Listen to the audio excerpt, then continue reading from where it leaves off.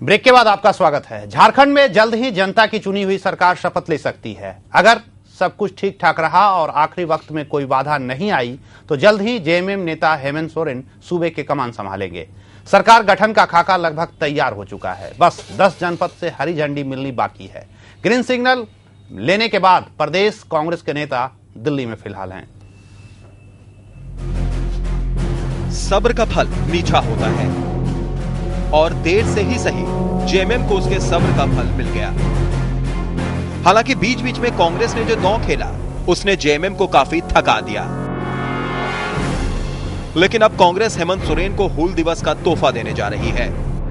अगर सब कुछ ठीक ठाक रहा और 10 जनपद ने हरी झंडी दे दी तो हेमंत सोरेन जल्द ही झारखंड के सीएम के रूप में शपथ लेते दिखेंगे। जेएमएम कांग्रेस और आरजेडी गठबंधन की नई सरकार बनेगी। 18 जुलाई को राष्ट्रपति शासन की अवधि खत्म हो रही है और जो संकेत मिल रहे हैं उसके मुताबिक उससे पहले ही नई सरकार सत्ता संभाल लेगी। हालांकि सरकार के पास वक्त काफी कम है, महज 18 महीने। अब आप पूछेंगे कि यह सरकार क्यों? तो बहाना वही घिसा पीटा, सांप्रदायिक ताकतों को सत्ता से दूर रखने के लिए। समान विचारधारा वाले दल पॉपुलर सरकार बनाएंगे। फिर डेमोक्रेसी का हवाला देते हुए बताएंगे कि लोकतंत्र में जनता की चुनी हुई सरकार ही बेहतर विकल्प है। सारी चीजें अब आईने की तरह साफ हैं। प्रदेश प्रभारी बीके हरिप्रसाद चूंकि झारखंड के लिए नए हैं, इसलिए पुराने प्रभारी डॉक्टर शकील अहमद को रांची में कैंप करना पड़ा। दुमका में हूल दिवस के बहाने जुटे नेताओं ने फॉर्मूला तैयार किया। फिर रांची में चीजों को फाइनलाइज किया गया। अब तक जो तस्वीर उभरी है उसके मुताबिक हेमंत सोरेन सूबे की कमान संभालेंगे। जेएमएम और कांग्रेस कोटे के 5-5 मंत्री होंगे। आरजेडी के 2 विधायक भी मंत्री बनेंगे। झारखंड को राजनीति की लेबोरेटरी कहा जाता है। यहाँ राजनीति में नए नए प्रयोग होते रहते हैं। कभी बीजेपी जेएमएम आजसू पार्टी और जेडीयू की सरकार बनती है और गुरुजी सीएम बनते हैं। तो सत्ता समीकरण बनने पर बीजेपी अर्जुन मुंडा को गांडीव सौंपती है। यहाँ तो निर्दलीय भी सीएम बन जाता है। अब देखना है कि ये कथित समान विचारधारा वाले दल कहीं ईंट और कहीं का रोड़ा जोड़कर कैसे अपना कुनबा तैयार करते हैं। झारखंड में अभी तक किसी भी मुख्यमंत्री ने अपना कार्यकाल पूरा नहीं किया है। अब देखना है कि पहली बार सीएम बनने जा रहे हेमंत सोरेन इस मिथक को तोड़ने में कामयाब हो भी पाते हैं या नहीं।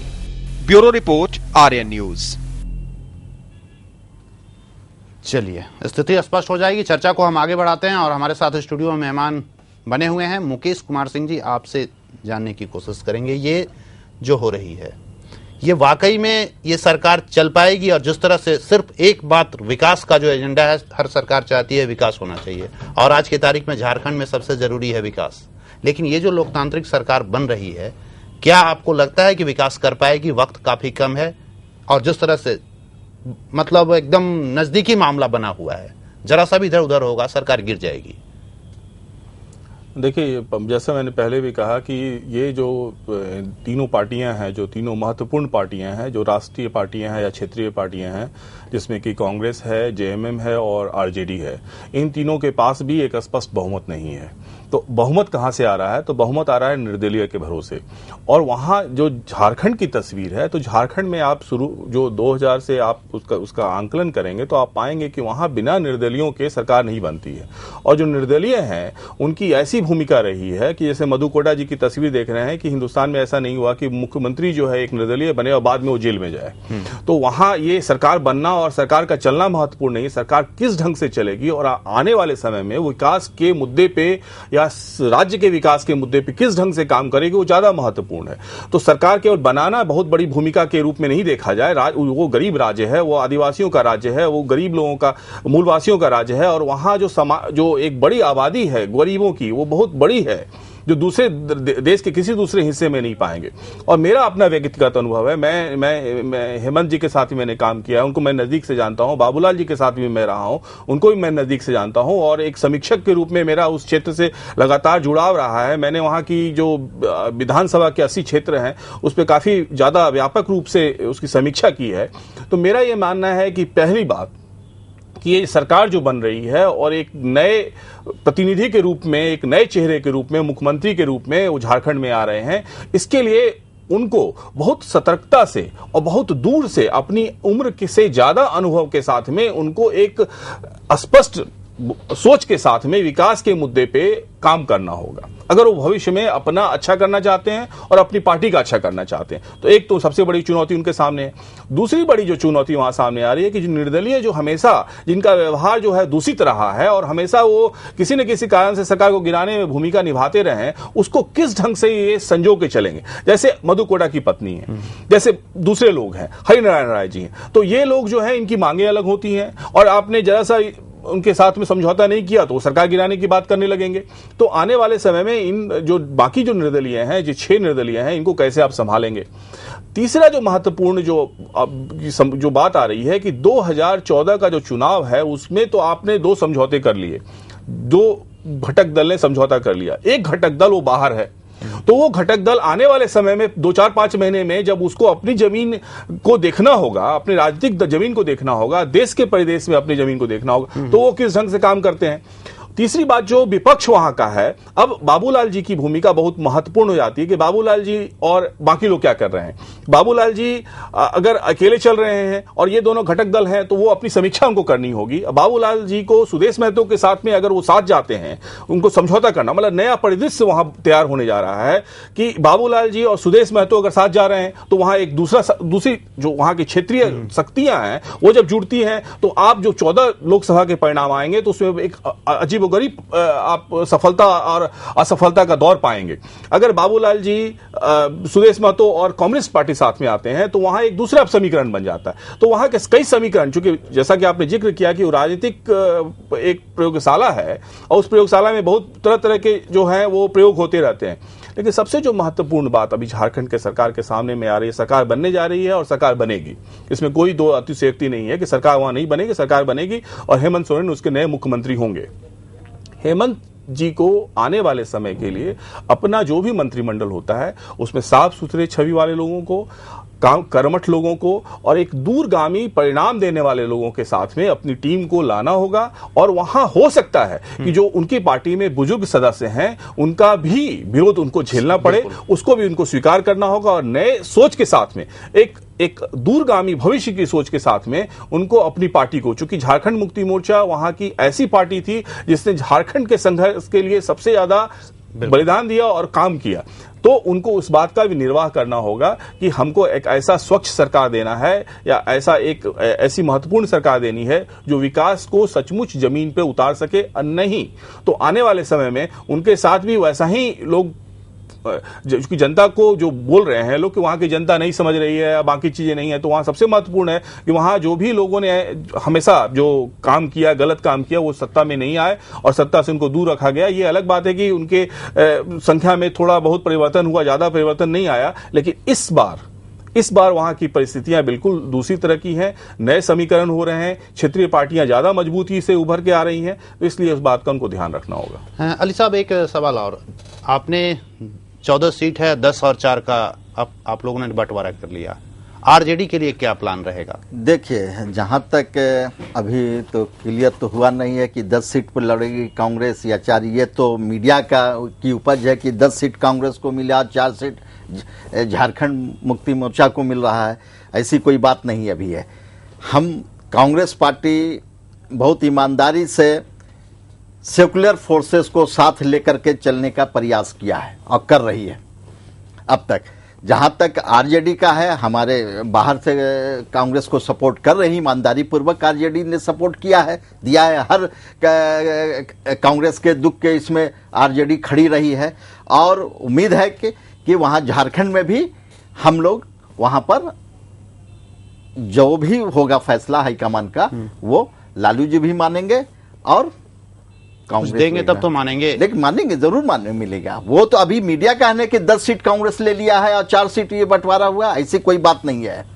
यानी आप कुछ सीट और हो सकता है 8 आप ले ले। हाँ, जो भी हो, हाईकमान का जो भी निर्णय होगा वो सभी को मान्य होगा, जब भी होगा। इसलिए कि अभी तो मीडिया का ही है उपज हो रहा है कि इतना ये मंत्रिमंडल, इतना वो। अभी तो कल परसों क्लियर कंसेप्ट आ जाएगा लोगों का कि कितनी सीट, कितने मंत्रिमंडल में कांग्रेस जाएगी, कितने आरजेडी जाएगी, कितना जाएगा। रामानुज जी, थोड़ा सा एक सवाल जरा उनको ही बोलने का मौका दिया जाए। रामानुज जी, ये कांग्रेस लोकसभा चुनाव को देखते हुए भी पूरा गठबंधन बना रही है, विधानसभा भी, उसके बाद फिर चुनाव होने हैं विधानसभा के भी। ये लोकसभा में जो सीटों का बंटवारा है, वहां अभी तक जो खबरें आ रही हैं बाहर, आरजेडी को कितना सीट मिलेगा इसको लेकर कोई भी चर्चा नहीं हो पा रही है। 10-4 का मामला चल रहा है। हाँ, कांग्रेस विधानसभा में झारखंड मुक्ति मोर्चा को ज्यादा सीट देने के लिए तैयार हो सकती है, क्योंकि 14 में उसे हर हाल में अपनी सरकार बनाने के लिए वो कटिबद्ध नजर आ रही है, कह रही है कि हम बनाएंगे। वैसे में आरजेडी का किस तरह का रोल रहेगा वहां? आप किस तरह से सीट का बंटवारा करेंगे? क्या होगा आपका 14 में और फिर 14 के बाद स्थिति? देखिए, यह स्पष्ट है राजेश जी कि हम यूपीए 1 में थे, हमारी पार्टी थी। अभी हम यूपीए टीम 2 में नहीं हैं। सांप्रदायिक शक्ति को रोकने के नाम पर हम लोग समर्थन बाहर से दे रहे हैं। हमारा ये गठबंधन अभी हम है नहीं। हम सांप्रदायिक शक्तियों के खिलाफ कांग्रेस के साथ खड़े हैं, केंद्र में समर्थन दे रहे हैं। वहाँ भी सांप्रदायिक शक्ति फिर बाबूलाल मरांडी के नेतृत्व में भाजपा कोई गठजोड़ करके सरकार न बना ले, वहाँ सेकुलर गवर्नमेंट फॉर्म हो, इस नाम पर हम समर्थन देगा है सरकार बनने के लिए। ये तो आई ही नहीं बात कि हम गठबंधन में अभी हैं। हम वहाँ चुनाव झारखंड में अलग लड़े हैं, बिहार में भी अलग लड़े हैं, तो ये सवाल कहाँ उठता है? हो सकता है कि झारखंड में वो जेएमएम और क्या कहते हैं वो कांग्रेस का हुआ हो। हम तो समर्थन दे रहे हैं भाजपा को रोकने के नाम पर, बिना शर्त हमारा समर्थन है। अब सरकार में आने की बात है तो ये आप कह रहे हैं कि हाँ गठजोड़ में आएंगे, तो हम चूंकि लोकतांत्रिक प्रक्रिया में विश्वास रखते हैं, हमारे 5 विधायक हैं, हम समर्थन देंगे। सरकार में भी आने की बात होगी तो हमारे नेता निर्णय लेंगे और होगा। लेकिन ये तो विदित सत्य है कि जब हमारा चुनावी गठबंधन अभी कांग्रेस के साथ नहीं है तो हम उसमें खोजने का कहाँ सवाल है। जब अगर हमारा गठबंधन होगा तो बिहार झारखंड में उस दिन हम हिस्सेदारी की बात करेंगे। अभी तो वो हम अलग वहाँ लड़े हैं, अलग लड़ने के लिए तैयार हैं।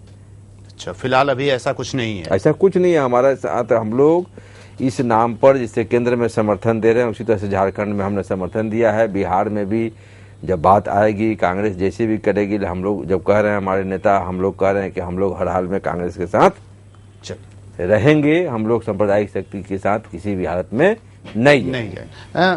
एक बढ़िया मौका कांग्रेस, मुकेश जी, जिस तरह से यूपी में कांग्रेस अपना इस्तेमाल कर रही है सपा और बसपा को, क्या इस बार बिहार और झारखंड में वही दृश्य देखने को नहीं मिल रहा है? कांग्रेस के लिए बढ़िया आरजेडी और जदयू। नहीं, बिल्कुल वही स्थिति है। यहाँ देखिए, जिस बात को लोग मतलब अपना पक्ष रखें, लेकिन ये दोनों राज्य एक दूसरे से जुड़े हुए हैं और बिहार बड़ा राज्य है और झारखंड छोटा राज्य है। क्योंकि 40 सीटें यहाँ हैं, 14 सीटें वहाँ हैं।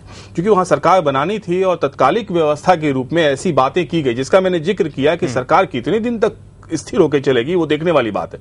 जुलाई में इस बात की परीक्षा होगी। मैं अभी से आपको बता रहा हूं कि जुलाई में सरकार बनेगी और जुलाई में ही सरकार के कितनी अस्थायी है, कितनी मजबूत है और कितना मजबूत गठबंधन है बाकी शक्तियों को रोकने के लिए, इसकी परीक्षा भी केवल जुलाई में हो जाएगी। जुलाई के बाद हर एक दूसरे तीसरे महीने इसकी परीक्षा होती रहेगी। इसलिए ये जो चुनौती ली है हेमंत सोरेन जी ने, वो उनको बहुत गंभीरता से लें और दूरगामी परिणामों को सोचते हुए बड़े संतुलित रूप से कार्य करें। जहां तक आप बता रहे हैं कि अभी बिहार में कांग्रेस किसके साथ जाएगी, किस अकेले चुनाव लड़ेगी, पुराने गठबंधन के साथ जाएगी, नए गठबंधन के साथियों की तलाश करेगी, वो बहुत बड़ा एक महत्वपूर्ण निर्णय होगा कि झारखंड में क्या होगा। और दूसरी बात जो अस्वीकार कर रहे हैं अभी राजनीतिक दल के लोग, वो आने वाले समय में, आने वाले 2-4 महीने में ही उनको स्वीकार करना पड़ेगा। क्योंकि देखिए, हर एक राजनीतिक दल अपनी जमीन को कभी भी किसी दूसरे के पाले में नहीं डाल सकता है और हमेशा अपनी भूमि को मजबूत करने के लिए हमेशा वो कृत संकल्पित होता है। तो आप जो है वो लोकसभा के चुनाव के दृष्टिकोण से दोनों जगह का जब आंकलन करेंगे तो अगर बिहार में दूसरा समीकरण बनता है तो आप वहां सरकार नहीं चलने देंगे। अगर वहां वो समीकरण बनता है कि इनके साथ जाएंगे तो यहां की आप जमीन खो रहे हैं। तो कांग्रेस के साथ में वो बहुत द्विधात्मक स्थिति में है। सरकार बना रहे हैं लेकिन उनको कई जगह से उनका भी परीक्षण होगा। आपने येदियुरप्पा साहब के एक नाम पे कर्नाटक में सरकार को गिराने के लिए बीजेपी का दोषारोपण किया। अब वो कहेंगे कि झारखंड में आप सरकार बनाने के लिए आपने उन तथाकथित जो लोग हैं, जो लोग हैं उनके साथ में सरकार बनाने के लिए आपने भी तो वही काम किया।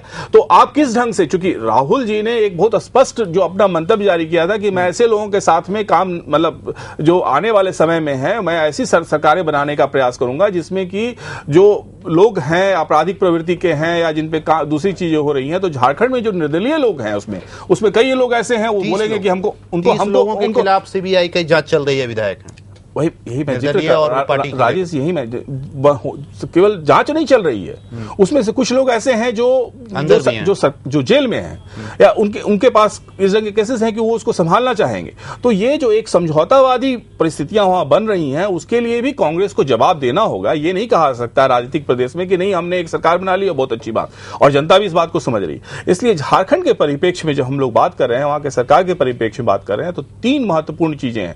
पहला, वहां विकास, और विकास कितना दूरगामी होगा और कितना सक्षम होगा और कितना स्थायी होगा, बहुत महत्वपूर्ण है। दूसरी बात कि वहां के जो सरकार चलाने के लिए लोग आ रहे हैं, जनप्रतिनिधि आ रहे हैं, वो अपने विवेक का कितना महत्वपूर्ण उपयोग करेंगे और सरकार को कितना अस्थायी रूप देंगे, वो भी आने वाले समय में उसका भी परीक्षण होगा। और तीसरा, जो वहां राजनीतिक समीकरण बदलेगा, ये सरकार के बनने के बाद, जैसा मैंने जिक्र किया, वहां पूरी तरह राजनीतिक समीकरण बदलने की स्थिति पैदा हो रही है। उसमें बाबूलाल जी की बहुत भूमिका होगी, उसमें सुदेश महतो जी की बहुत भूमिका होगी। मैं बार बार कह रहा हूं कि आने वाले समय में झारखंड के में एक जो महत्वपूर्ण केंद्र बिंदु, सत्ता का केंद्र बिंदु के रूप में जिस व्यक्ति को उभर के आ रहा है, जिसको कि जो दिखाई नहीं पड़ रहा, वो सुदेश महतो है।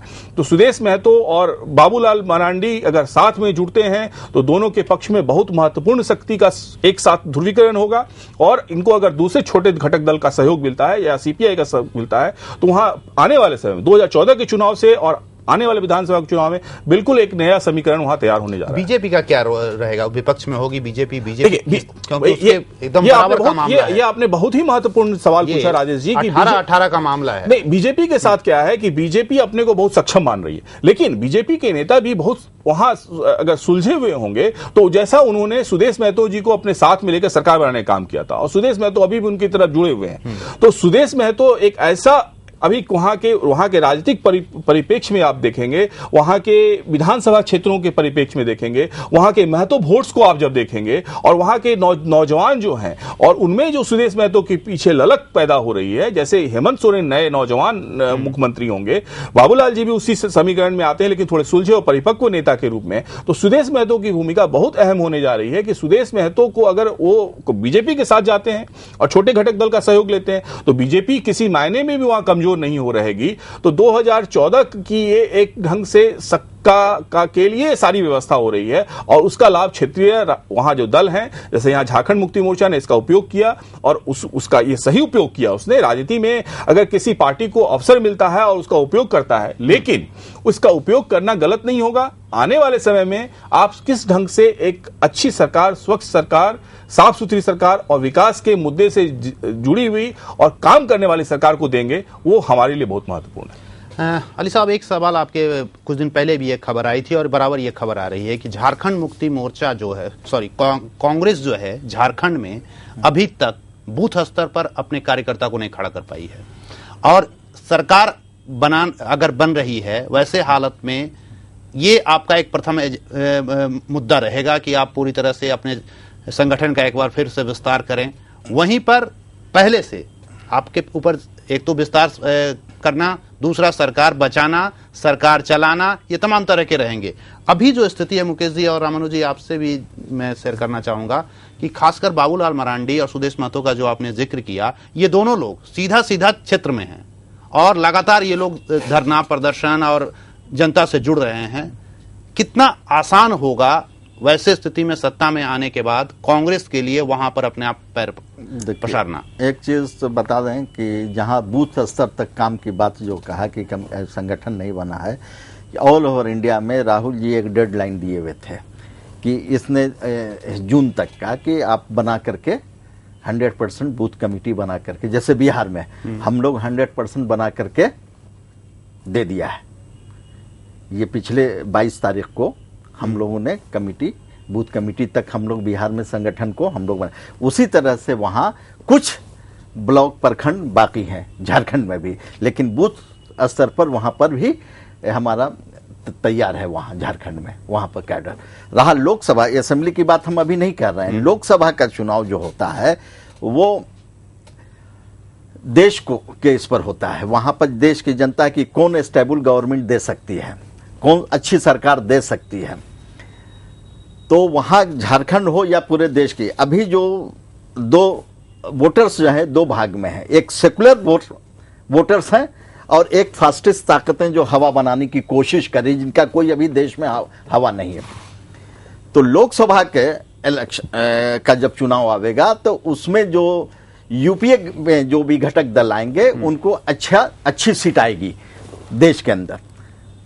और झारखंड की जहां तक बात है, झारखंड में भी कांग्रेस और जेएमएम और हमारे जो साथ सहयोगी जो रहेंगे उनको भी अच्छी खासी सीट मिलेगी। ये जो मिथ चल रहा है कि बाबूलाल मरांडी या सुदेश महतो, ये सब लोकसभा में बात हो जाएंगे। लोकसभा में एक आध दो सीट मिल जाए तो मिल जाए, लेकिन कांग्रेस और झारखंड मुक्ति मोर्चा का जो एलआई है उसके साथ जो एलआई है वो अच्छी खासी सीट लोकसभा में लाएंगे। सीट देंगे तब तो लाएंगे, नहीं सीट मिलेगी, लोगों को सीट मिलेगी।